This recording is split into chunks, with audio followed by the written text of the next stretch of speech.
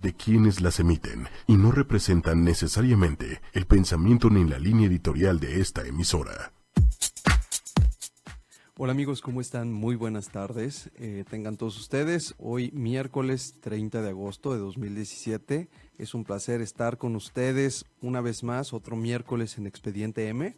Yo soy Isaac Alcalá. Dani no puede acompañarnos el día de hoy porque pues bueno, su papá está un poquito delicado. Esperemos que se recupere pronto. Dani, te mandamos un fuerte abrazo desde las cabinas de 8:30. Esperemos que todo vaya muy bien y que pronto tu papá esté muy bien, que tú puedas regresar con nosotros. Y mientras tanto, pues bueno, el programa continúa. El día de hoy tenemos un gran invitado, un invitado especial, Carlos Alejandro Poncio, que ya ha estado con nosotros en ocasiones anteriores. Y pues bueno, Carlos, ¿qué te parece si para todas las personas que no tuvieron la oportunidad de escucharte, nos platicas un poquito de ti antes de entrar en materia? Bueno, primero que nada, muchas gracias por la invitación. Bueno, pues yo soy economista y hago algunos proyectos relacionados con el arte. Eso es básicamente una combinación peligrosa pareciera, porque pues la economía no se ve siempre, o bueno, eres el primer economista que además está muy vinculado con el tema del arte. En particular, la vez que viniste, hablamos de la música y la mente, de cómo la música puede llegar a ayudarnos a concentrarnos, puede ayudarnos a generar pues más concentración, calma, nos puede influir en estados de ánimo, nos puede ayudar para estar motivados. Y pues bueno, para todas las personas que no tuvieron la oportunidad de escucharte en vivo, es importante mencionarles que estamos en iTunes, está el podcast que se llama Música y Mente y todos los demás episodios que hemos tenido a lo largo de estos ya 7 meses en Expediente M. Y los puedes encontrar en iTunes y en TuneIn para que pues en cualquier momento que tengas curiosidad por saber todos los temas que hemos platicado en Expediente M, eches un vistazo, des clic y escuches el programa. También recuerden que actualmente estamos en vivo en Facebook Live y que estamos en nuestras redes sociales, Facebook 8 con número y media con letra y en Twitter @8 con número y media oficial. Para que pues nos manden todas sus dudas, todos sus comentarios de qué les gustaría que platicáramos, todos los temas que pueden llegar a ser de su interés. Y bueno, hoy tenemos aquí a Carlos porque nos gustaría platicar de una pregunta que yo creo que todos nos planteamos en algún momento de nuestra vida. Y la pregunta es, ¿qué significa estar vivo? Yo creo que todos tenemos este cuestionamiento, a lo mejor no directamente, no es que todos los días nos levantemos y queramos saber qué significa estar vivos, pero sí en algún momento de nuestras vidas nos cuestionamos cuál es el sentido de la vida, qué significa levantarnos todos los días, por qué nos pasan cosas buenas y malas y todas estas cosas. Y bueno, Carlos se hizo esta pregunta e inició un proyecto alternativo de música y de performance y de arte muy interesante con la pregunta ¿qué significa estar vivo? Y no solo eso, sino que también tiene otro proyecto del cual también vamos a platicar en este programa que se llama ¿En qué piensas cuando miras al cielo? ¿Qué te parece, Carlos, si empezamos con el primero de tus proyectos? ¿Por qué no nos platicas cómo se originó, ¿no? Porque esta pregunta de qué significa estar vivo para mí es muy importante que la desarrollemos y que a través de tu performance, de todo lo que haces, pues nos expliques, ¿no? De qué se trató, cómo surgió la idea. Sí, bueno, primero que nada, pues otra vez muchas gracias. Lo que comentaba ahorita acá con la gente de cabina es que yo no me escucho a mí mismo. ¿No te escuchas a ti mismo? A ver, déjame ver, aquí estamos jugando un poco con los controles. Bueno. ¿Ya te oyes mejor? No, nada. Nada. Bueno, es un tema de la conexión. De acá, a ver, le subimos. Bueno, ya. ¿Un poquito? No, la verdad no, pero si quieres ahorita le seguimos. Ok, déjame te platico. Después de estas fallas técnicas, pero que no nos van a impedir hacer el programa. Platícanos, Carlos, ¿de dónde surge este proyecto? ¿Por qué es importante para ti generar este tipo de ideas y cómo la gente interactúa contigo en este proyecto de qué significa estar vivo. Sí, bueno, mira, el proyecto de qué significa estar vivo surgió en 2015. Yo ya tenía algún tiempo pensando en echarlo a andar, y básicamente inició como una invitación para la que la gente hiciera arte, para que la gente escribiera, pintara, hiciera música, se involucrara en el arte, porque si de alguna manera no estamos realmente muy relacionados con el arte, con su digamos, con su apreciación, pues mucho menos en su producción. Y te refieres a la gente de pie, al ciudadano de pie. Exactamente, sí, exacto, a toda la gente que no hacemos arte, o sea, y todo esto viene de a cuento porque durante mucho tiempo yo trabajé como economista y un día decidí renunciar a mi trabajo y ponerme a escribir música. ¿Por qué no te sentías vivo?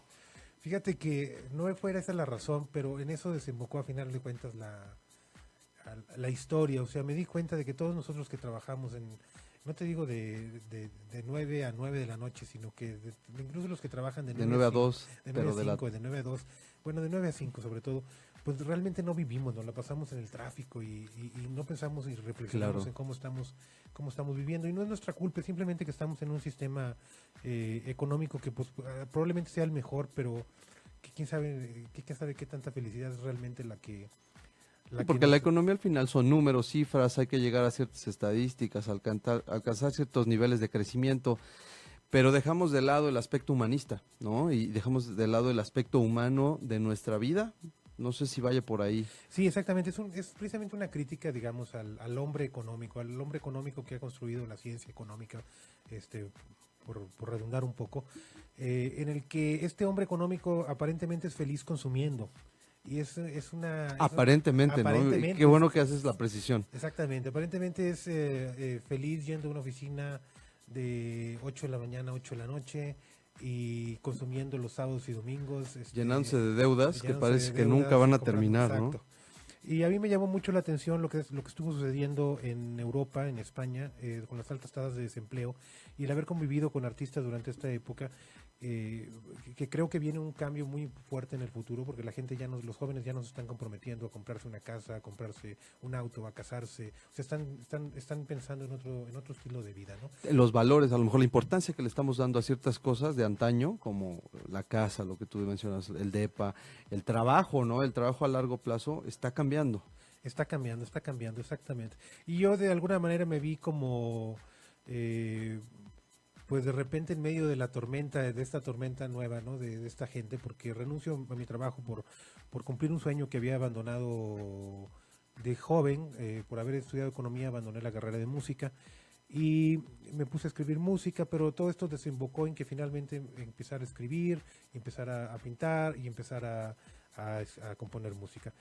Y al cabo de 2 o 3 años, después de reflexionar, me di cuenta de que la gente pues no voltea a ver su vida, a ver cómo la está viviendo, a ver si está poniéndole atención a sus seres queridos, si quiere hacer una llamada, un decir A lo te que es quiero. realmente importante, A lo ¿no, que es Carlos? realmente importante en la vida, exactamente.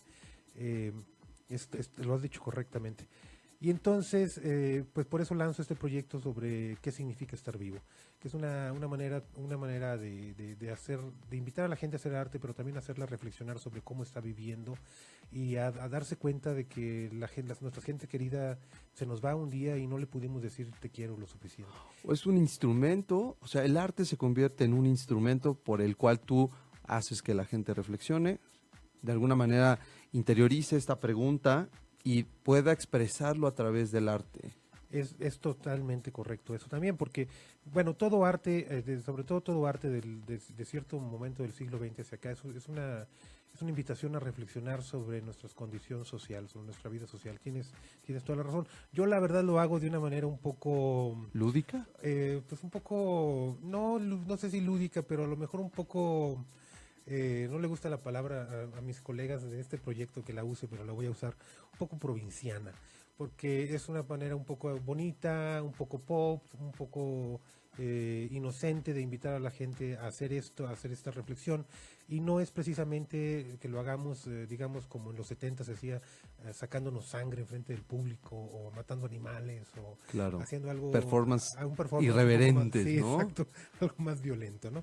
No, es una manera muy, muy simple y muy sencilla de hacerlo, sin mucha sofisticación, pero que definitivamente hace que la gente se enfrente a la pregunta, la gente que realmente quiere enfrentar la pregunta, porque me tocó gente que se enojaba cuando lo invitaba los invitaba al proyecto, gente que no quería voltear a ver su propia vida, que no quería reflexionar sobre ello, y sí me tocó vivir algunos discursos por ahí, pero bueno. A ver, Carlos, pero platícanos entonces, ¿en qué consiste el proyecto? Porque pues yo me estoy imaginando una cosa en donde, pues no sé, a lo mejor el invitado a lo mejor hace cosas musicales o alguna cuestión así, o forma parte del performance. ¿Por qué no nos cuentas cuál es la idea del proyecto?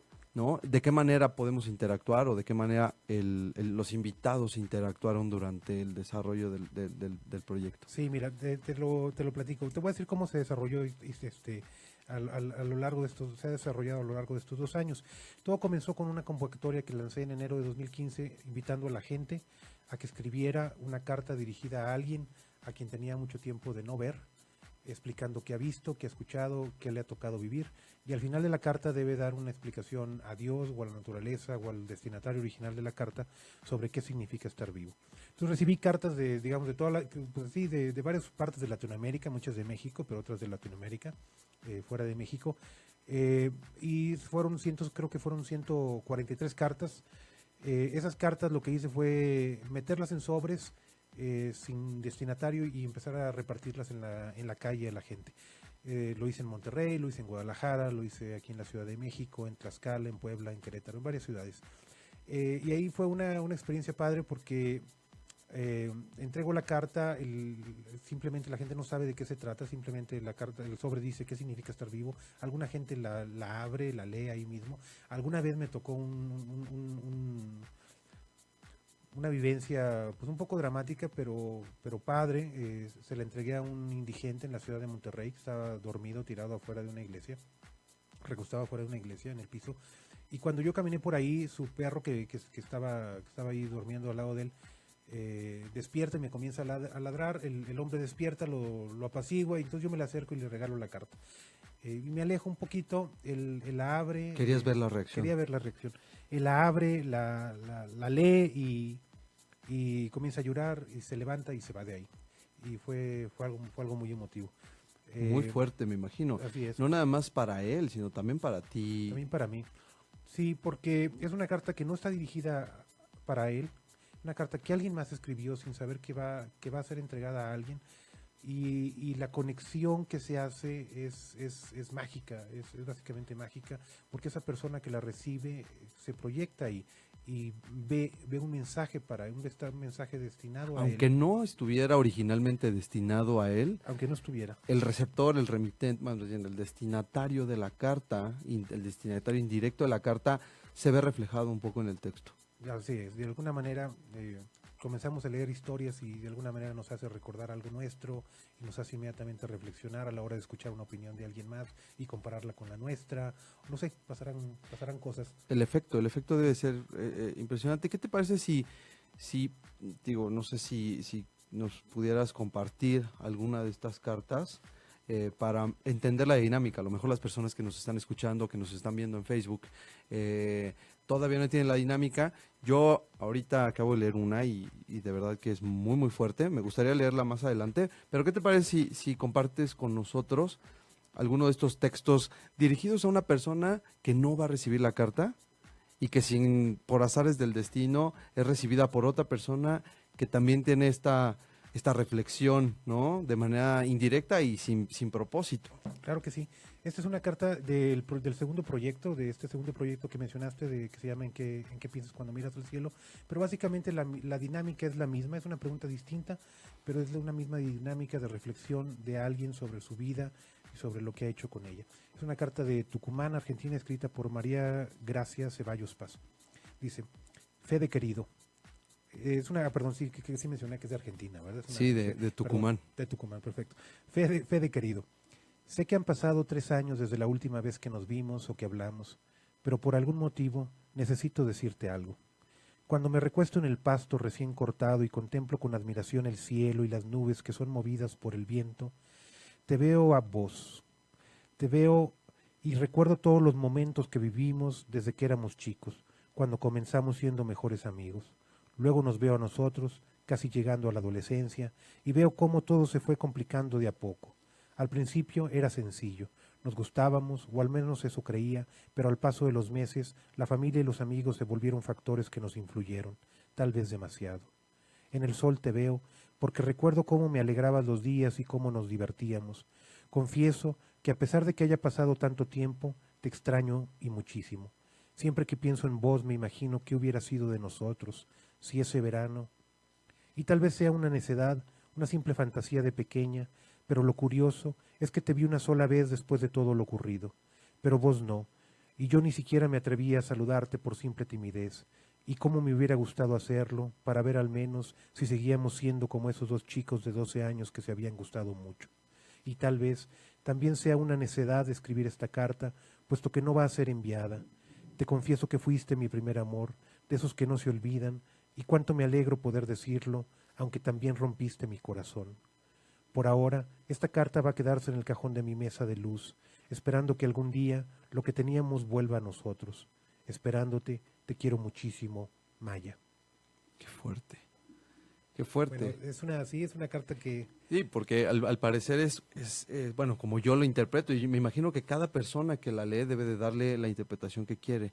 Y es un poco el qué hubiera pasado, ¿no? Si hubiéramos seguido, ¿no? Y dirigirle esta carta a alguien que quisiste muchísimo, que te hubiera querido te hubieras querido estar ahí con ella, y que desafortunadamente por miedo, por temor, por angustia, por lo que tú quieras, simplemente no se dio, y no deja de ser más que un simple recuerdo.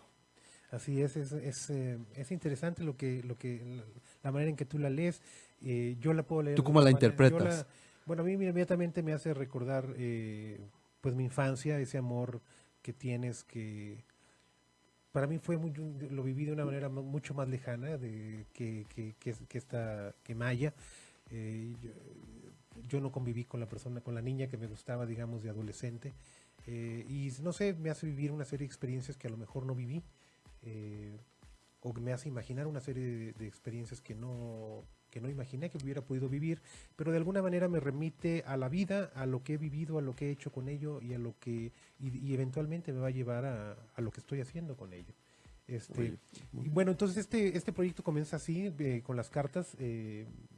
Las recibí, las metí en sobres, las entregué en varias ciudades y luego posteriormente lo que hice fue hacer una conferencia, hice una conferencia que arrancó, una primera conferencia en la ciudad de Tlaxcala, gracias allá a una directora de una universidad, la Universidad Santander, que me ofreció su escuela para llevar a cabo, digamos, La apertura, el arranque la formal del inauguración. evento, sí, porque lo que hice ya con las cartas fue hacer pinturas. Y no es que yo sea pintor, pero bueno, como este artefacto de proyecto se trata de invitar a la gente a hacer arte, pues me puse a pintar. Si quieres al ratito te cuento la historia sobre cómo comencé a pintar, pero colgué ahí unas 20, 25 pinturas. Se hizo la conferencia, se leyeron cartas, estuvo en los medios y otra vez la conferencia fue un medio para llegar a la gente, para hacerle la pregunta, para hacerla reflexionar. Y luego el proyecto se ha ido transformando. Actualmente lo que hago son unos performances conciertos con mi banda de jazz, Hostal Mercedes Avenue, en los cuales se leen las cartas, la banda de jazz toca música, improvisa de acuerdo con la lectura de las cartas, y la gente que asiste también tiene oportunidad para escribir su propia carta. Escribir y escuchar. Para escribir y escuchar, durante la música es donde normalmente escriben, donde escuchan la música.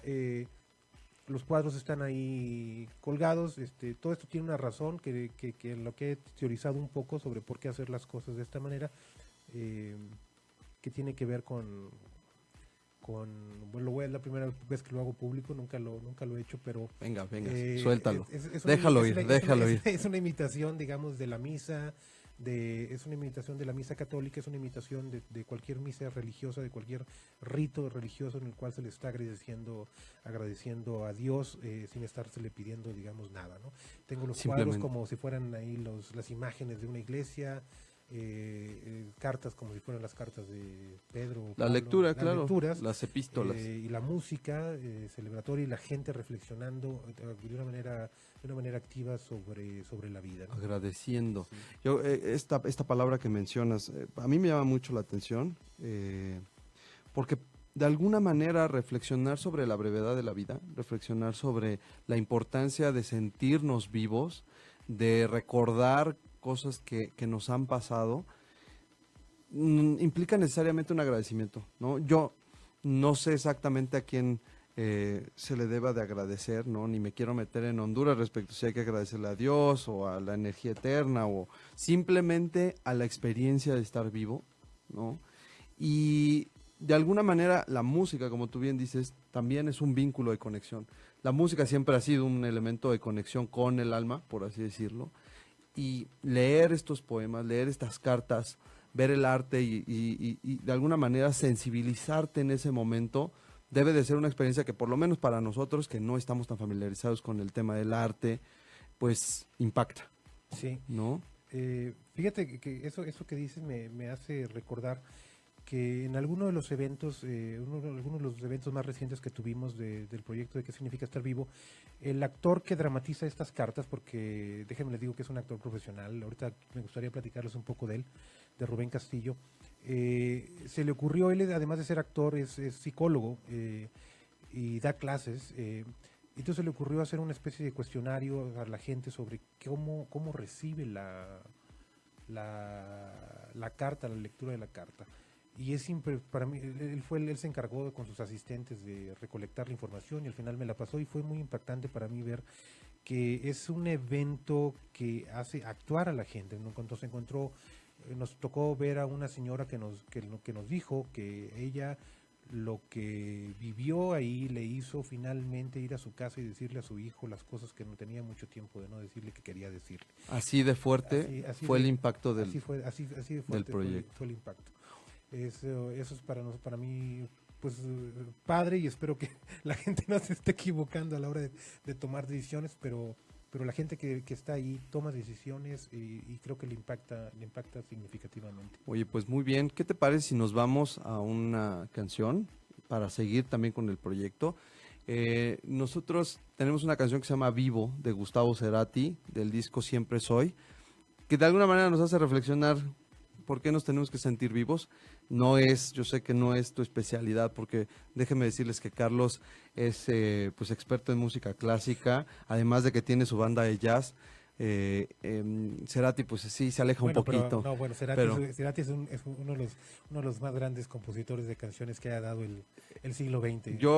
Bueno, para mí Cerati es y fue un gran pues músico pop. Y pues vámonos con Vivo. Y regresamos a leer más cartas, a seguir platicando con Carlos. Esto es Expediente M, no se vayan.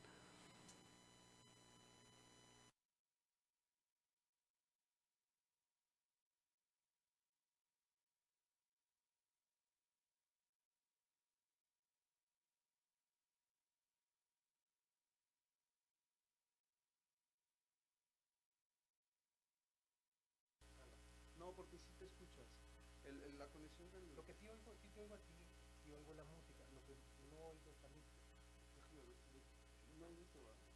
Porque yo sí traigo esto a todo volumen. A ver, pásamelo. También para que te sientas más cómodo. Pero yo sí te escucho. Déjame decirlo tantito. A ver, ¿cómo lo oyes? ¿Hablo? Sí. Ahorita no, porque no se oye la música. Ok, no, yo sí te oigo a ti, te oigo en el micrófono, oigo la música, ya. Lo que no oigo es no te escuchas. No me escucho. Pero yo sí te escucho, tu micrófono está funcionando sin problema. Okay. Sí. Oye, pues muy bien. Déjame ver qué nos han dicho. Luego la gente que está en Facebook.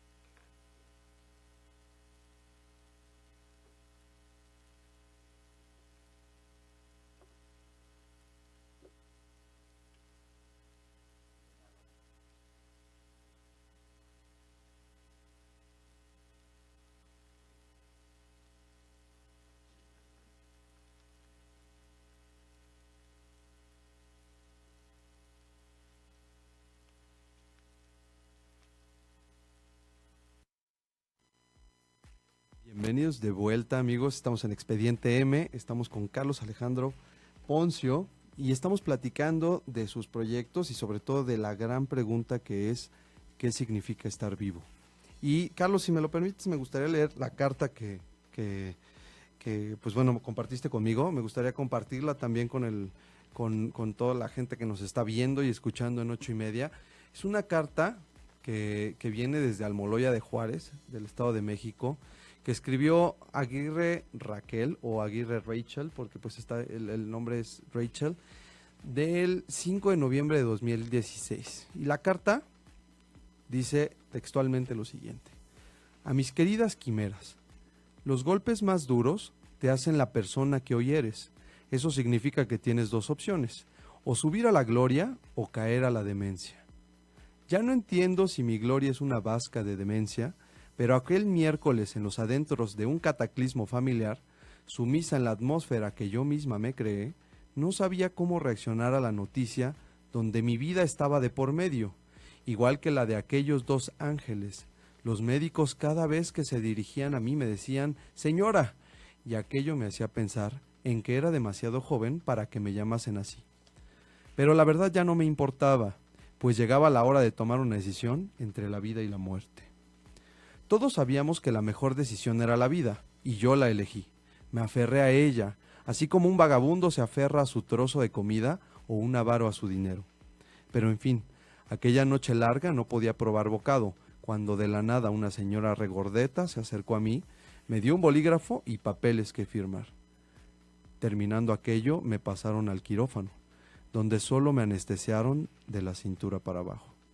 Atónita vi todo, absolutamente todo, y los minutos que pasaban parecían horas, hasta que empezó el dolor, y aquel dolor no era físico, puesto que ya me habían dado de alta, pero aquel dolor era de esos que te hacían derramar lágrimas de sangre, de vergüenza y de culpa. Me sentía sola, y pasó el tiempo donde ustedes siempre serán mis ángeles, como de igual manera mis quimeras. Perdonen mis acciones, y recuerden que cada vez que miro al cielo, pienso en ustedes, sabiendo con certeza que me esperan con los brazos abiertos, llenos de amor. Postdata, ¿y ustedes en qué piensan cuando me miran desde el cielo? Una carta tremenda. Es una carta fuertísima, fuertísima. Sí, a mí yo la leí y pues es un poco eso, ¿no? Y la pregunta aquí es, ¿en qué piensas cuando miras al cielo?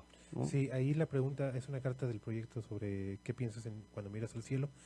Y fíjate que una de las claves del proyecto cuando lo inicié es que cuando diseñé estas preguntas y todo lo que genera, en lo que pensé fue una especie de lirismo, o sea, un arte hecho por amateurs, donde no hubiera cabida para el profesionalismo, para la expresión profesional, ¿no? Porque esa era la clave. La clave era ¿Conectar con la gente? Conectar con la gente, que la gente que no está relacionada con el arte se acercara al arte y eso le llevara a reflexionar sobre su vida. Entonces, el mismo hecho de que todo fuera amateur, pues déjame te platico que eso fue lo que también me invitó a mí a pintar. Lo que yo hice para comenzar a pintar fue pedirle a una amiga muy querida, que tiene una discapacidad mental, le pedí que me enseñara a pintar.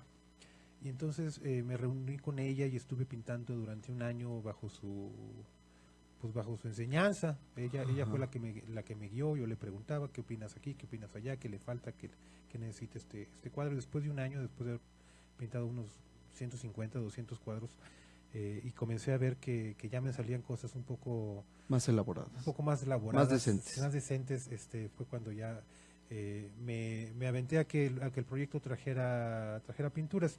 Inicialmente había pensado en que fueran fotografías, porque pues bueno, yo también alguna vez fui aficionado a la fotografía, pero bueno, afortunadamente se convirtieron en pinturas. Y ahora en estos últimos proyectos que he tenido, la misma gente que escribe a veces me envía una imagen para ser incluida.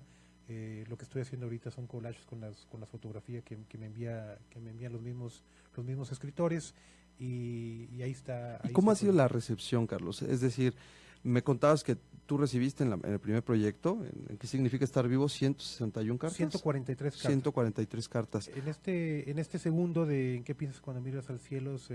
Recibí 264 y pues no, pues ahí va. Cada vez, digo, ya 264 la verdad para mí solo es un poco complicado de Es manejar. una ola de cartas. Es una ola de cartas. Entonces ya para el siguiente, yo creo que mi asistente va a tener que meterse a esto. A echar un chequeo. A echar un chequeo, sí.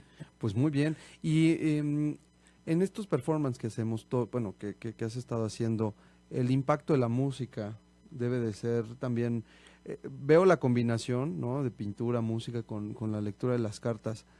¿Qué tanto, por ejemplo, me decías que en el jazz improvisan dependiendo del contexto? O sea, esto para mí, esta carta que yo acabo de leer, podría ser el caos, ¿no? Y no sé de qué manera, porque es muy fuerte, porque tiene un mensaje muy duro, ¿no? Sí. Sí hay varias decisiones creativas que hay que tomar a la hora de tener un evento. Déjame te platico sobre ello. Primero hay que seleccionar las cartas, ¿no? O sea, se seleccionan unas 24 o 28 cartas por evento, se leen a veces completas, a veces solo fragmentos. Y esas 24 cartas hay que ordenarlas de alguna manera. Hay muchas maneras de ordenar cuál es la primera y luego cuál sigue la segunda. Entonces hay que hacer una dramaturgia, que eso la hago yo personalmente. O sea, no es aleatorio, No ¿no? es aleatorio. No es como ahorita, que a ver las que vengan, ¿no? Sí, las de ahorita son totalmente aleatorias, no siguen esta dramaturgia. Entonces tengo que comenzar con una introducción, llegar a un punto climático y resolver el punto climático. Esa es una primera edición. Y luego la música. Es como armar un rompecabezas. Hay que armar como una que no tiene o sea, que no tiene ni Sí. ton ni son. Exacto. No, porque, digo, al final, como dices tú, una dramaturgia es una historia, pareciera, ¿no? Que tiene un clímax y un desenlace respecto de historias que por sí mismas, ¿no? Que en cada carta tienen su propia historia. Cada carta tiene su propia historia y hay que entrelazarlas y contrastarlas y darles un paso adelante en la siguiente, etcétera. Y luego hay que hacer la música, efectivamente, porque en cada 2, 3 cartas hay que tocar música para que la gente tenga oportunidad de seguir reflexionando, de perderse en sus memorias y a veces tomar la pluma, el lápiz y ponerse a escribir. Entonces esa música también hace un contrapunto, digamos, con el texto. Y no es tan sencillo como, digamos, si el personaje se nos está muriendo, pues matarlo en la música. También hay una decisión creativa ahí De reflexión. de dar el siguiente paso o de resolver o de dar un siguiente paso para que el evento siga, ¿no? Se siga desenvolviendo. No se muera con una carta dramática, intensa, fuerte. Ajá, exactamente. Entonces, la improvisación entonces se basa, como se basa en todo el jazz, en una serie de temas que yo programo, digamos. Después de 2, 3 cartas le doy una serie de instrucciones a los músicos y les digo, o sea, voy a tocar yo en la flauta tal tema. Pero una vez que yo suelto ese tema en la flauta, el piano, el bajo, la batería, cada quien toca ahora sí lo que va a improvisar de acuerdo con lo que escuchó y de acuerdo con las indicaciones que le doy y de acuerdo con la música original que está escrita con la que yo toqué en la flauta. Esa es básicamente en eso consiste básicamente una pieza de jazz. En una especie de estándar se le llama un pedazo de música que está escrito. Hay ciertas libertades interpretativas, pero la mayor parte de la interpretación viene cuando empieza a dársele vueltas a ese tema y empieza a improvisarse sobre ese tema. Oye, muy interesante, Carlos. Y bueno, una pregunta que viene, después de todo esto, después de estos 2 proyectos y los proyectos que vienen, ¿para ti qué significa estar vivo? Bueno, esa era la pregunta que no quería que me hicieras. Bueno, estar vivo, fíjate que de repente depende de dónde nos agarra la pregunta, claramente. Yo batallé, te voy a ser franco, yo batallé mucho para escribir una carta. El proyecto arrancó en 2015. Yo hice varios intentos por escribir una carta y nunca pude. No fluía. No fluía, hasta que finalmente la escribí hace unos meses. Que no, obviamente no es una carta que forme parte de la 143, pero fue cuando hasta finalmente pude escribir esa carta y bueno, tengo mi idea, pero no quiero ahorita. No quieres explayarte sobre qué significa estar vivo. Te lo pregunto porque bueno, comentabas que cuando tú pues tienes la licenciatura, la maestría, el doctorado en Harvard en economía, o sea, no estamos hablando de de cualquier hijo de vecino, y decide renunciar a eso. Pareciera que irse a Harvard para muchos es el sueño dorado, es el cumplir con una meta muy importante, sobre todo aquí en México, que no cualquiera, ¿no? No cualquiera tiene acceso o tiene la oportunidad o tiene los conocimientos para poder estudiar allá. Tenemos un economista bien logrado que decide renunciar a su trabajo, renunciar al tema de este horario que tú dices de 8 a 5, yo diría de 8 a 5 de la mañana, a veces pasa, por ir por sus sueños, porque eso te hace sentir vivo, ¿no? ¿Qué nos recomiendas? Porque yo te voy a decir algo, yo me siento vivo trabajando también, ¿no? Y yo me siento vivo haciendo lo que hago, me siento vivo estando aquí en Expediente M y me siento vivo de muchas maneras, a veces sí se contraponen, pero no necesariamente me siento esclavo, ¿no? No necesariamente sufro, digamos, trabajando, pero la felicidad entonces, ¿en dónde está? La brevedad de la vida, para mí es muy importante hablar de la brevedad de la vida en este programa porque pues algún día nos vamos a morir, algún día nos vamos a arrepentir de lo que dejamos de hacer y no va a haber segundas oportunidades, ¿no? Por eso te pregunto, ¿qué significa estar vivo? A lo mejor no nos tienes que dar como exactamente todo lo que sientes, sino ¿qué le podría sugerir a la gente? ¿Cómo seguir ese instinto, ¿no? Eres buen economista, eres un gran músico, te gustan las artes, te gusta el arte, este performance a mí me parece maravilloso que puedas conectar con la gente, con el ciudadano de pie que no necesita de conocimientos técnicos, ¿no? Y todo se mueve en torno a esa pregunta, ¿qué significa estar vivo? ¿En qué piensas cuando miras al cielo? Es un punto de reflexión. ¿Qué te hace, qué te hizo moverte hacia allá? Fíjate que, bueno, tienes toda cuando te escucho hablar, me haces recordar mis tiempos de estudiante.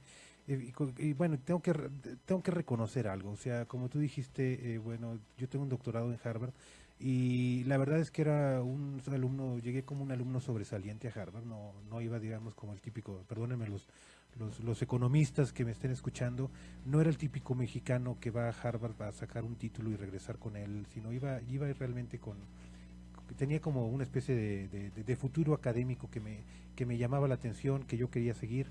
Y para llegar a eso, pues obviamente necesitas ser una persona muy apasionada con lo que haces. Y ahorita que tú dices que lo apasionado que estás, igual era yo creo. Igual de apasionado que tú estabas, yo estaba sobre la economía. Pero, y hace ratito que veníamos platicando, antes de empezar el programa, y te escuchaba sobre lo que opinas sobre cómo estás llevando tu vida personal y todo, me pongo a pensar y digo, qué padre que quizá que tiene esta visión tan clara que se aparta, digamos, de los estereotipos y de lo que la sociedad impone y que tiene todo esto, ¿no? Pero siempre hay que estar muy alerta a que el hecho de que nunca lo haya probado, de que haya algo que no haya probado hasta ahorita, no significa que no me gusta. Claro. Y creo que esa es la gran ¿Lección? la gran lección, exactamente.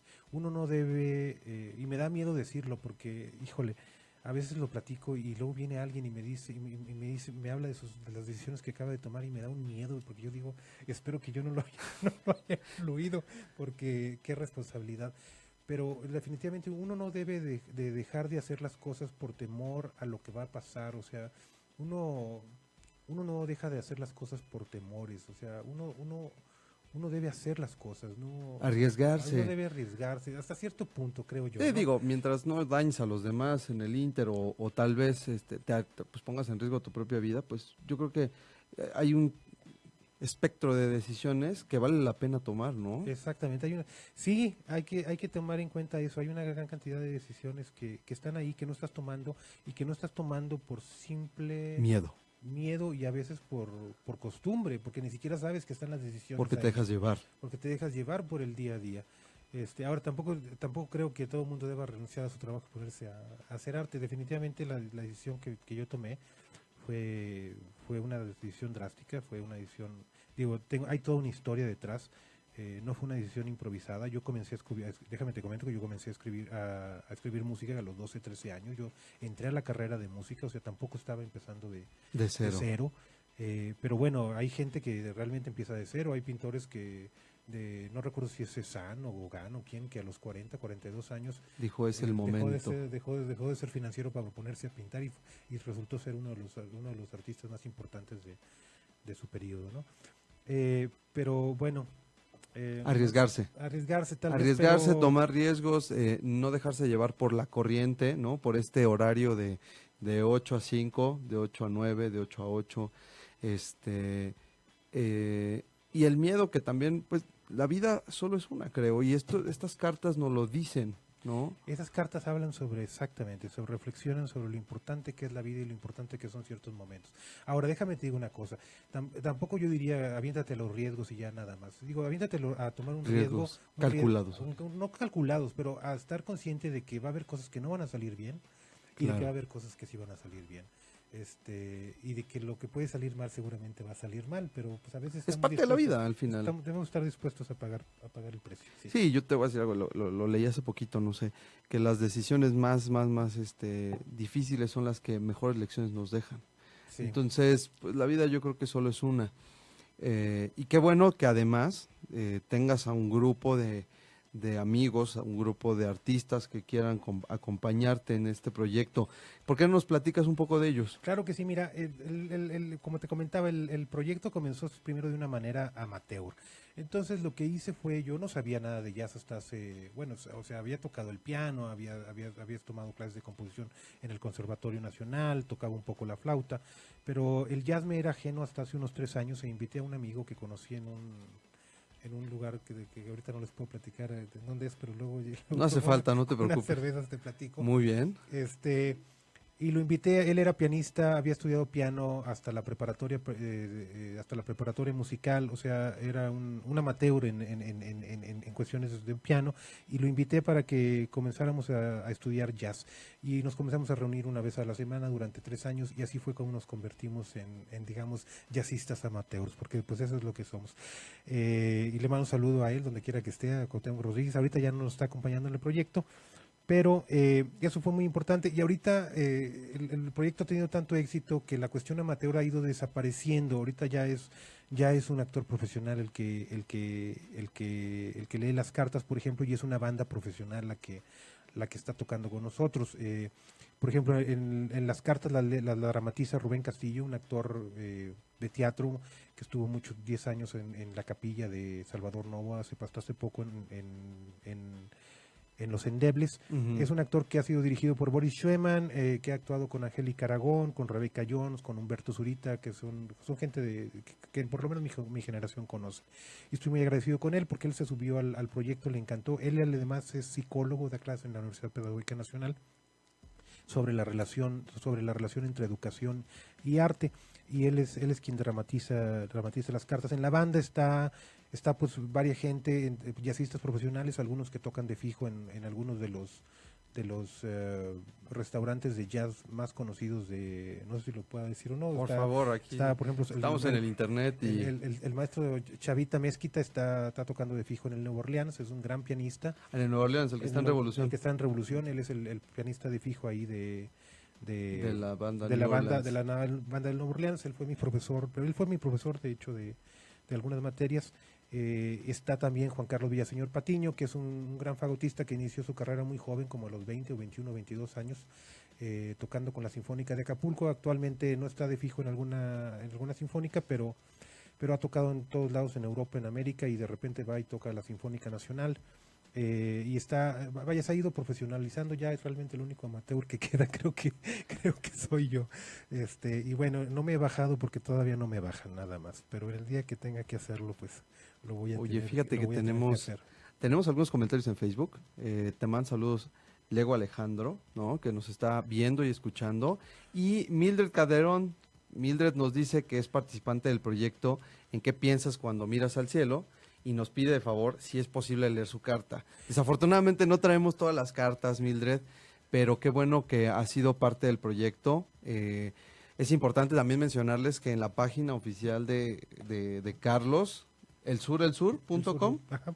en elsur.com ustedes tienen acceso a todas las cartas, tienen acceso al arte, a entrevistas que ha hecho Carlos. Platícanos un poco de las entrevistas, ¿qué tal te ha ido en medios? Porque pues, veo que el proyecto va creciendo y ha sido bien recibido también en medios. Bueno, sí, pues he estado en varios lados, en Excelsior TV, estuve con, ahorita no me acuerdo cómo se llama la conductora, una conductora guapísima, que le De eso mando un sí te saludo. acuerdas, ¿verdad? De Muy eso sí me bien. acuerdo. Me acuerdo de ella muy bien porque fue alumna de Armando Luna, uno de los más grandes compositores que haya tenido este país entre el 20 y el 21, los siglos 20 y 21. Yo fui a su alumno de Armando, un profesor temerario en el conservatorio, y ella fue alumna de él y de Horacio Franco, Muy bien. y bueno, me acuerdo de ella. Pues sí, he estado por ahí en algunas entrevistas, en ninguna tan larga como la tuya, en ninguna realmente había tenido oportunidad para leer las cartas ni para involucrar al locutor como Pues a ti. bienvenido a 8:30. Muchísimas Y gracias. también pues agradecer el espacio. En Expediente M, la verdad es que estamos muy contentos con el proyecto. Nos parece una gran idea de reflexión. Y también tiene mucho que ver con lo que platicamos aquí siempre en Expediente M, que es un poco el tema de la mente, reflexionar, saber que esto se va a acabar, ¿no? Saber que nuestros días están contados desde el primero en que nacimos. Yo creo que nos tendría que ayudar a ser temerarios, a tomar decisiones, a arriesgarnos y también un poco a reflexionar respecto al pasado, ¿no? Y la manera en la que haces las cartas, la manera en la que se hace el proyecto, pues sí pues nos deja un gran sabor de boca. Nos gustaría que, si ya tienes algún proyecto adicional, ¿qué otras ideas crees que puedan surgir con estos proyectos? O si ya así que como Iñárritu, que después de 3 películas cambió completamente el giro, ya dejó la dinámica de las 3 historias. No, bueno, mira, ahorita estaba en veremos. Había dos proyectos. Yo creo que uno de ellos, bueno, no me gusta hablar sobre proyectos que se van a hacer, pero bueno, déjame platico porque yo creo que ya No está. se va a salar, no te preocupes, al Este contrario. yo creo que ya se, este creo yo creo que ya se saló. Estábamos preparando un evento para dos eventos, uno para el próximo año con motivo de los 50 años de 1968. Estábamos en contacto con la gente del Centro Cultural Universitario Tlatelolco, pero a final de cuentas algo no les gustó, a lo mejor Tu reverencia. nuestra irreverencia. Estábamos pensando en rentar un departamento en el edificio, no me acuerdo, el edificio que está frente a la Plaza de las Tres Culturas, y ahí hacer el evento si no nos invitaban. En señal de En protesta. señal de protesta. Y conmemorando la protesta Y del conmemorando la 68. protesta del 68, exactamente. Ahí estoy colaborando también con mi papá en asuntos de la parte de la intelectualización del proyecto, porque mi padre es abogado y le tocó vivir el 68 y le gusta la política y todo esto. Entonces de hecho me pasó una imagen de ahí, unas fotografías de Ernesto Zedillo siendo golpeado, no sé si ustedes la recuerdan, nuestro expresidente siendo golpeado En el por la 68. policía en el 68, sí. Y luego la historia se repite, ¿no? Sí, esa es una posibilidad que está ahí. La otra es que vamos a estar en Monterrey el 10 de diciembre en la Macroplaza, probablemente leyendo cartas de ¿En qué piensas cuando miras al cielo? Queríamos hacer un evento especial sobre derechos humanos, es un festival sobre derechos humanos el que va a haber allá, y ya teníamos todo lista, la convocatoria y todo, pero bueno, para no herir sensibilidades de nadie por allá, decidimos mejor bajar la convocatoria, y bueno, vamos a trabajar con las cartas de ¿En qué piensas cuando miras al cielo? Pues muy bien, Carlos. Muchísimas gracias por haber estado con nosotros. Antes de cualquier otra cosa, pues bueno, ha sido un placer. Esta es la segunda vez que vienes con nosotros. La primera fue muy técnica, estábamos hablando ya de temas muy numéricos, musicales. Pero, insisto, felicidades con el proyecto. Espero que puedas compartir con nosotros más y más proyectos, que esto siga creciendo, que a través de tus conocimientos de la música, ¿no? Porque los económicos, a mí me queda claro que los tienes bien definidos. Carlos trabaja para la Comisión Federal de Competencia Económica, ¿sí lo puedo decir, verdad? Sí, sí, claro, muchas gracias. En la Dirección General de Estudios Económicos, pero es muy importante para nosotros que a través del arte nos ayudes a la reflexión, ¿no? Generar un impacto, generar un poco pensar en que pues a través de la pintura, la música, este tipo de textos, tanto los creadores como los que reciben este tipo de textos puedan reflexionar sobre lo bello que es la vida, sobre las cosas que han pasado en su vida, sobre el impacto que tuvieron ciertas experiencias que, aunque son muy personales, cuando llega alguien y las lee, también tiene un contexto, tiene un impacto, tiene una fuerza que nos ayuda a reflexionar. Y pues bueno, se nos acabó el tiempo. Esto fue Expediente M. Muchas gracias, amigos, por haber escuchado. Recuerden que si no nos alcanzaron a ver, nos pueden ver en Facebook Live. También nos pueden ver escuchar en iTunes y en TuneIn. Esto fue Expediente M. Dani, si nos estás escuchando, la mejor de las suertes y la mejor de las vibras para tu papá. Ojalá nos podamos ver pronto. Lo mejor para los dos. Que estén muy bien. Nos vemos el próximo miércoles. Hasta pronto. Si te perdiste de algo o quieres volver a escuchar todo el programa, está disponible con su blog en 8ymedia.com. Y encuentra todos nuestros podcasts de todos nuestros programas en iTunes y TuneIn Radio. Todos los programas de 8ymedia.com en la palma de tu mano.